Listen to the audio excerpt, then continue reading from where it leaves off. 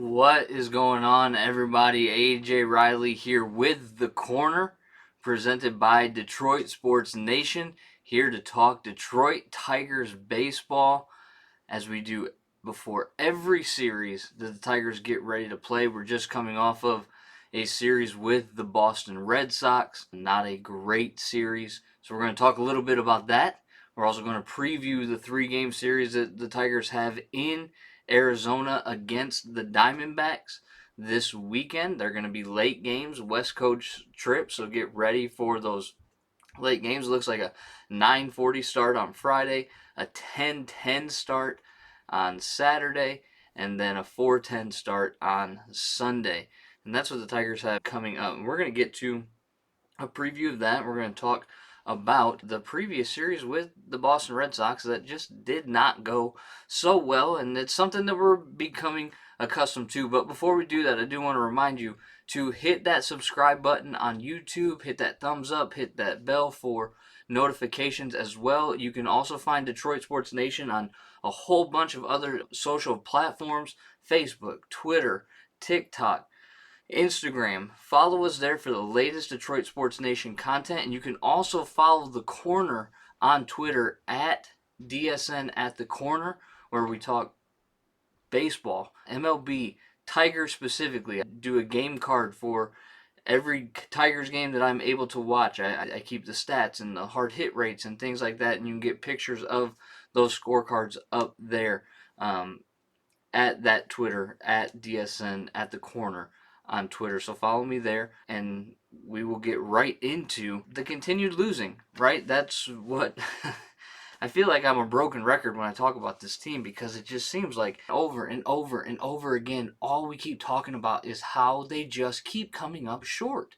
This team just cannot win baseball games right now. And I know that I've said over a few different episodes that these guys that are struggling at the plate, don't worry, because water finds its level. The reality is, this starting pitching that has been pretty good this season, the inverse is also true. Water finds its level the opposite way as well. It recedes back to its water line, and we're seeing that right now with our starting pitching. And truthfully, in the first two games against the Red Sox, the offense did a pretty decent job. They collected 21 hits in two games, but neither starter went more than 5 innings. And in those 9 1/3 innings that Brisky and Faedo went, they gave up 10 runs, which is never a recipe for success. Is never a recipe. Let me correct that. It's actually 9 earned runs that they gave up, because Andrew Chafin actually gave one up in game 2. But we're going to talk about that bullpen too. But just not a good recipe when you are struggling to hit the ball, or you're hitting the ball but still not necessarily pushing runs across the plate. You have 10 hits in game 1 for the Tigers. Only 3 of them are extra base hits, and you only push 2 runs across the plate. There's a problem. In the second game 2, they actually pushed 4 runs across the plate, and I think it's only the 10th time all season that they've lost after scoring 3 or more runs. They had 11 hits, but of those 11 hits, only 3 of them were extra base hits. So the offense came alive. Game 3, 5 total hits. 2 of them were for extra base hits. So game 3 was run-of-the-mill kind of Tigers offensive game that we are used to seeing, with low offense and low runs produced. But in 3 games, you score 8 runs. You're not going to win many series that way. And truthfully, it's no surprise that they got swept out of Boston. No surprise at all. And in fact, just to add salt to the wound, the Red Sox Twitter this afternoon put up a throwback Thursday of the ALCS game in 2013 when Big Papi hit that home run over Torrey Hunter in right field, who flipped over the wall. And I tweeted at him, and I said, do you have to pour salt in the wound? You just swept us. Our team's not as good as yours. And you're reminding us of a time when we actually had a good team and should have beat you. But, man, they just love to just add insult to injury, apparently. That's what those social media teams are doing for the Boston Red Sox. And more power to them. Why not kick somebody when they're down? You might as well, because we're not a good baseball team. It just seems if one thing's going well for us, the other thing's not going well. If the offense is producing, the pitching's struggling. If the pitching is rock solid, then the hitting's not there.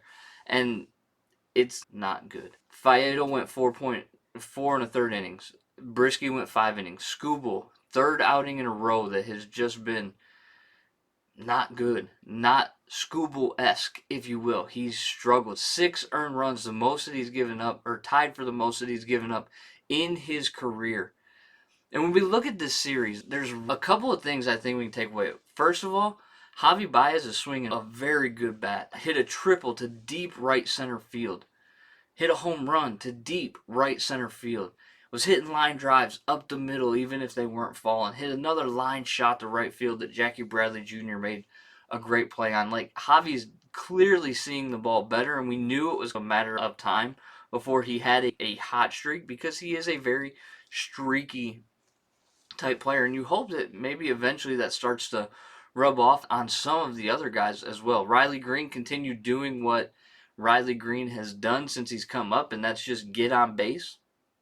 Drew more walks. He's I think the first Tiger to walk 5 times in 3 games in Tiger's history, which is phenomenal. And you can sense offensively the energy that just promoting someone like Green has brought up. And we talked about that a little bit in our last episode of what could the season have been if Green hadn't gotten hurt for 6 weeks and broke his foot. And we're not going to reiterate that here tonight, but we want to talk about this struggle that Skubal had, that Brisky had, that Faedo had. They just were struggling to find the zone, and if there's a team that you cannot get away with mistakes on, it's Boston, especially in Fenway, where they have a very short porch in left field.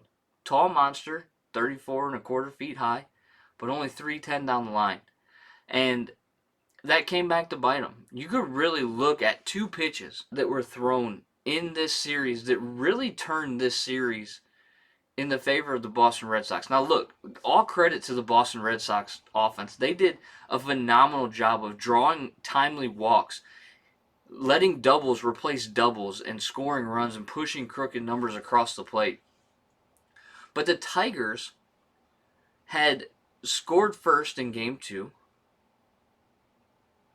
Brisky gives up a 3-run home run on a slider left up to Trevor Story, and Story absolutely did what you're supposed to do with sliders that just spin in the middle of the plate. He knocked it out of Fenway Park.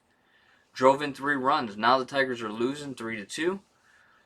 Andrew Chafin comes in, gives up another run. They end up losing 5-4. Just could not scratch across another run to tie it up in the 9th.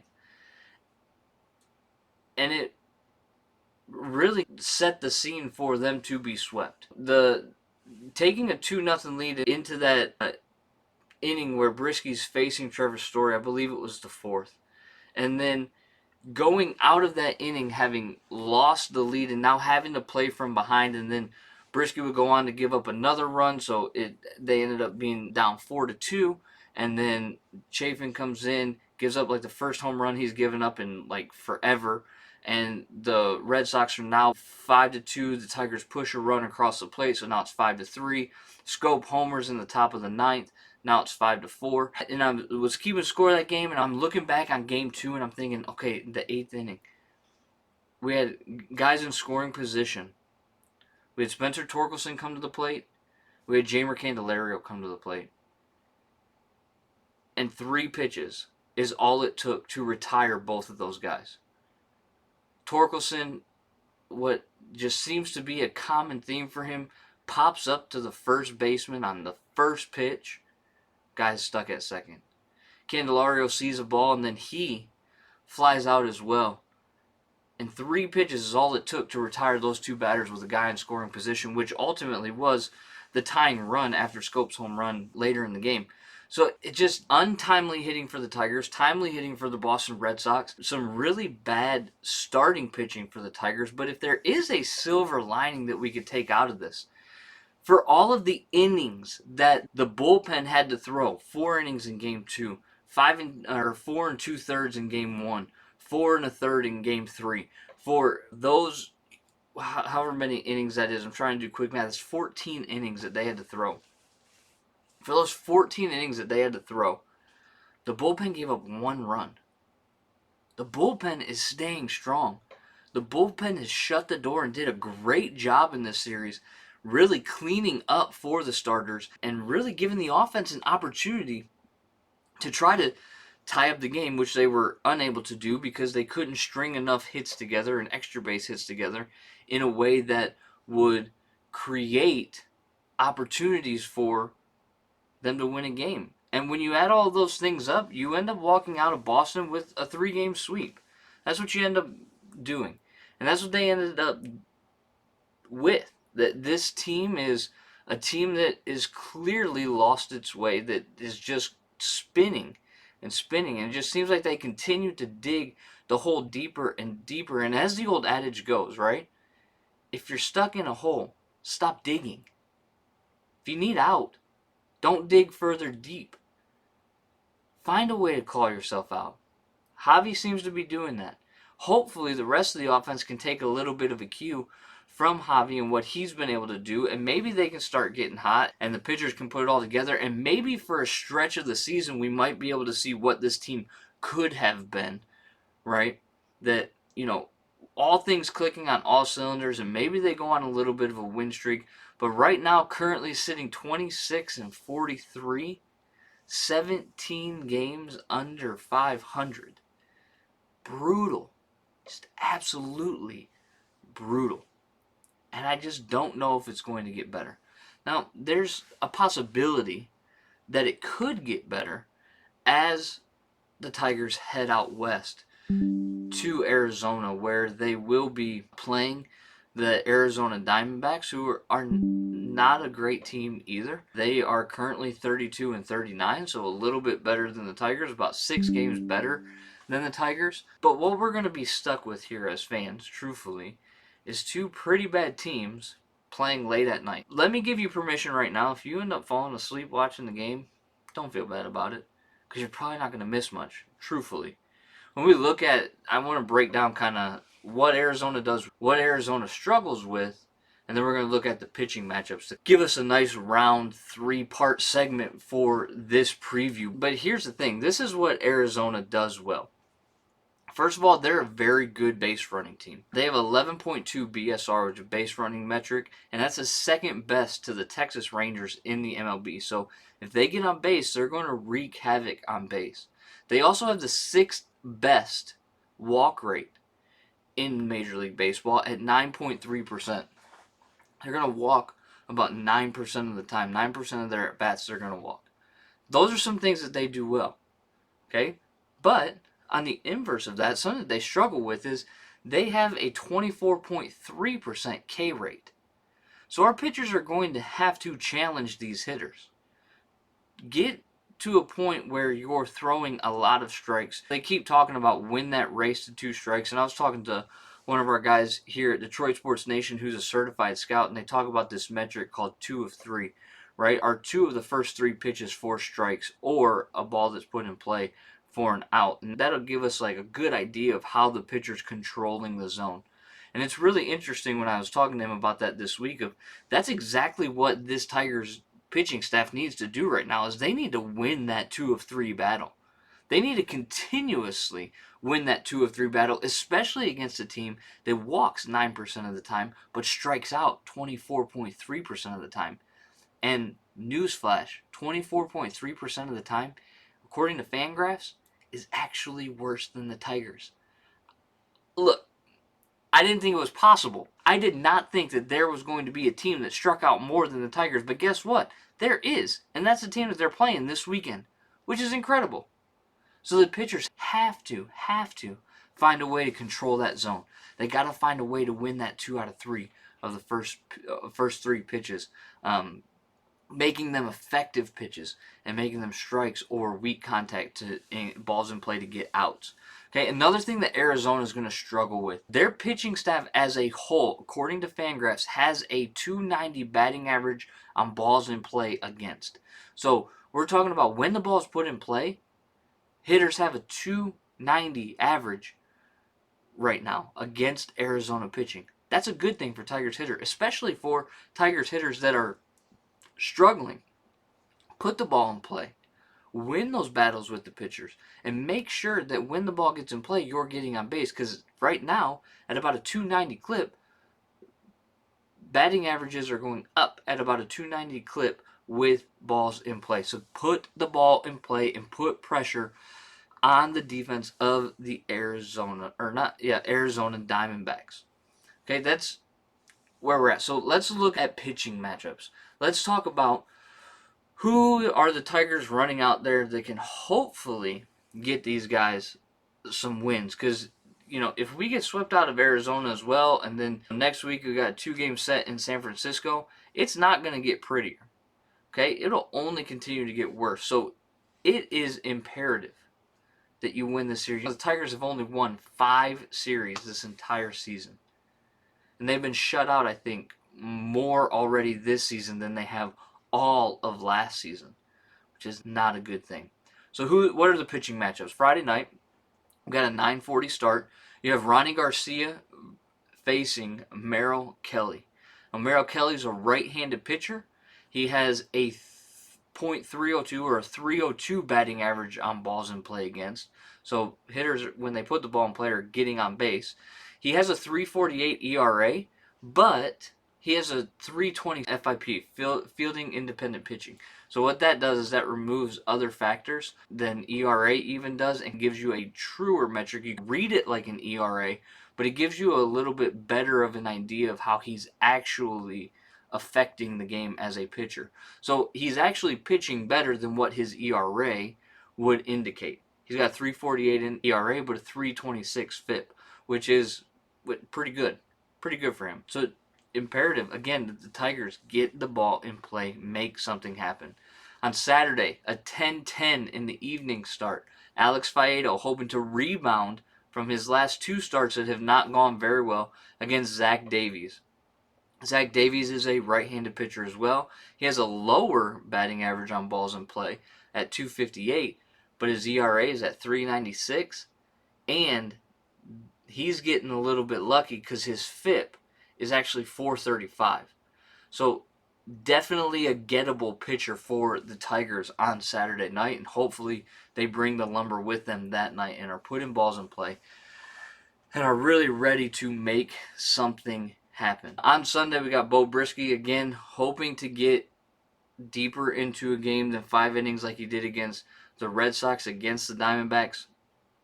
And no matter where I looked for who was starting for the Diamondbacks, MLB.com, Baseball Savant, Baseball Reference, Fangraphs, it doesn't matter. It's to be determined. Nobody knows who's starting for the Arizona Diamondbacks on Sunday. So time will tell. Maybe it'll be a bullpen day for them. Maybe it'll be an opportunity for the Tigers to actually get the bats going. Maybe they'll get somebody called up for a spot starter. Who knows? It's to be determined. But look, here's the modus operandi for the Tigers as they go into Arizona Friday through Sunday. You got to win baseball games. And I know AJ Hinch is very keen on talking about winning the game that you're playing that day. Fantastic. Win that game. But you also need to win at least 2. You have to win this series. If you do not win this series, I don't know if there's even a silver lining that we can pull out of it anymore. I don't even know if there's a silver lining worth pulling out of it anymore if you can't win 2 out of these 3 games. Yes, you're playing on the road where you have not been very good this year. You are 6-4 in the last 10 against Arizona, but you haven't played them since 2017. So that really doesn't matter at all because none of these guys on this team, except for Miguel Cabrera, were even around in 2017. So you can throw that out the window. But you got to win 2 out of 3. That's all there is to it. Anything less than 2 out of 3 is an utter failure in Arizona. An utter failure.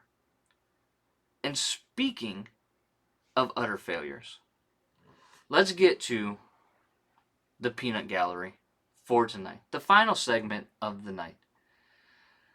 Now on Thursday, there was a tweet that was sent out by a local baseball writer. I know he had stepped away from his paper, but he still writes for him. I don't really know what the situation is with him. But Lynn Henning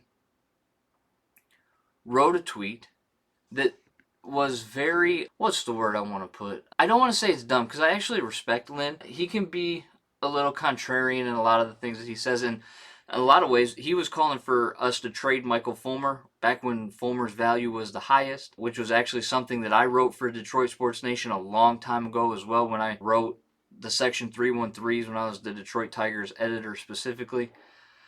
So him and I agreed on that. He also was calling for Matt Boyd to be traded, which obviously that was clearly the choice that should have been made as well. But now he's got a new pony that he's thrown into the race as trade bait, and that's Tarik Skubal. He said, repeating an earlier conclusion and conviction, Tigers have two ways out of their offensive muck. Looking past this season, Gregory Soto being dealt next month is one imperative. Tarik Skubal, assuming the mid-season blip is just that, must be auctioned off this autumn. And to say the reactions are mixed is probably a bit of an understatement, because when I first saw that, I was like, what in the world is Lynn talking about? How is this even an option that the best pitcher that we have right now, and even potentially the ace of our staff, even when they're all healthy, is even in the conversation as a trade chip? That was my initial reaction. And then I started thinking, wait a second. Maybe that's out of the box. Maybe that's something that a savvy GM might do. You can't really talk about players being untouchable, because truthfully, there really shouldn't be anybody that's truly untouchable unless they're like a Mike Trout or a generational type talent, which Skubal's not. Skubal has the opportunity to be a great pitcher and a very crafty and dominant lefty for sure, and definitely can be the ace of this staff, no doubt about it. But is he untouchable? You know, there's a tweet that I saw that somebody quoted Branch Rickey, the famed general manager of the Brooklyn Dodgers that helped Jackie Robinson break the color barrier in Major League Baseball, and he said it's always better to trade a player 1 year too early than 1 year too late, which is smart. So not that I've come around and said, you know what, we need to trade Tarik Skubal, but I want to take a little bit different approach to it. Because truthfully, I think Skubal is the guy that you keep to anchor a staff, given what he's shown and the dominance that he can have. Yes, he's had 3 bad starts in a row. Sure, he's young, still learning, but if he is a valuable trade piece that can get you MLB-ready bats right now, maybe it's something you have to look at. But here's my problem. We don't have the guy to do it. We don't have the guy to do it. Avila's potentially the worst GM in all of baseball. He might even be the worst GM in all of sports. I don't even know at this point. I just know that he's not good at what he does. He's terrible. He's built a product through this rebuild that's apparently over, and they're the worst offense in baseball. But yet had the opportunity to draft bats last season and took a high school pitcher again. Which, listen, you need arms. I'm not saying you don't need arms. But you also have to have baseball players that can hit the baseball and score runs, which this team does not have, as evidenced by the stats and the fact that they're the worst run-creating team in baseball. But then I read a report as well from the Athletics' Ken Rosenthal. And everybody knows Ken Rosenthal and his bow ties, but he's a fantastic writer.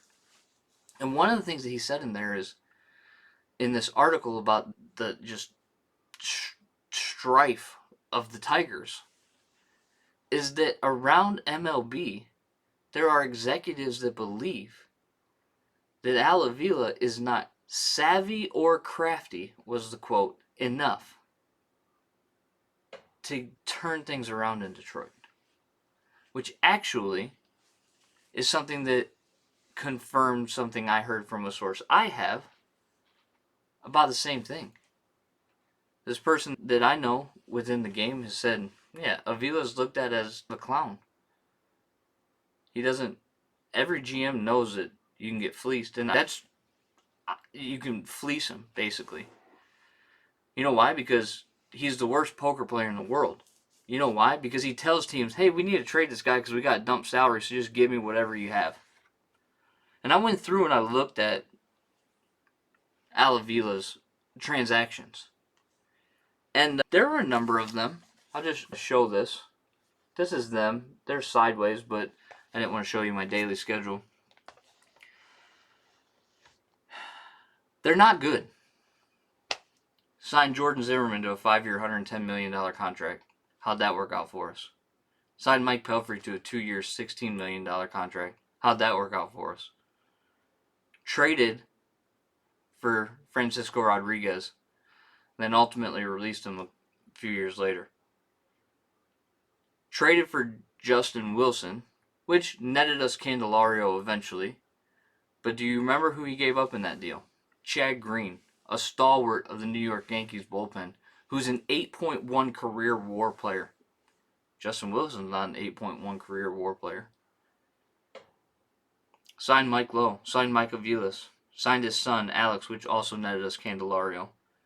Signed Leonis Martin, which netted us Willie Castro.